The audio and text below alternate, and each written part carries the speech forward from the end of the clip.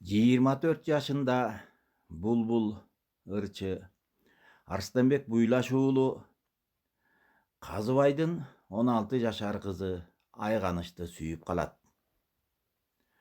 Айганыч андан эр жигиттин 3 шериги, 3 асыл мүнөзү, 3 кереги, 3 душманы, 3 жаман жагы, 3 кесири кайсы дегенде Арстанбек төмөндөгүдөй жооп бериптир.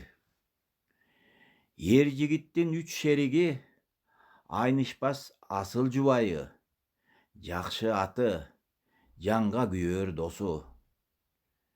3 асыл мүнөзү булар. Чынчыл болсоң, кол жеткис бийик чынаарсың. Адал жүрсөң, айнышпас турмушуңда кумарсың. Адилет болсоң, калкыңа калыс бийлик кылаарсың. 3 кереги аш, суу, от. Аш өмүрдүн гүл азыгы, суу өмүрдүн булагы, тиричилик жан берген, тамчысы кан берген. От өмүрдүн өзөгү. 3 душманы жалкоолук кайнатуучу шоруңду. Аңкоолук агзат бир күн каныңды. Жатактык уурдатат короодогу малыңды. 3 жаман жактары жалтанчаактык алдырат оозуңдагы наныңды. Жагымпоздук көрүнгөнгө бүгүлсөң, боло албайсың жагымдуу. Жалганчылык жоготосуң арыңды. 3 кесири ушакчылык кыйнайсың жаныңды. Алдамчылык ача албайсың багыңды. Мактанчаактык кетиресиң баркыңды.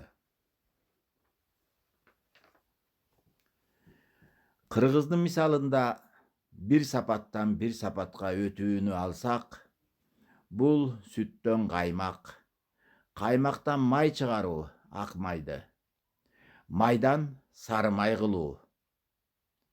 Сапаттан сапатка өтүүнү байкагыла. Сүттүн даамы кандай, сары майдын даамы кандай, алардын сакталышы кандай. Канчалык чоң айырма бар.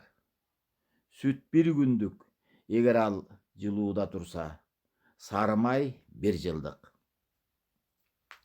Сапатка адам ушул сүттөй эле болуп жете алат.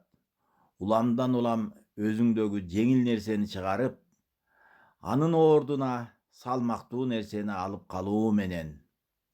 Өзүңөрдөгү жеңил нерсени чыгарган сайын, силер маңыздуу, сапаттуу жана салмактуу болосуңар.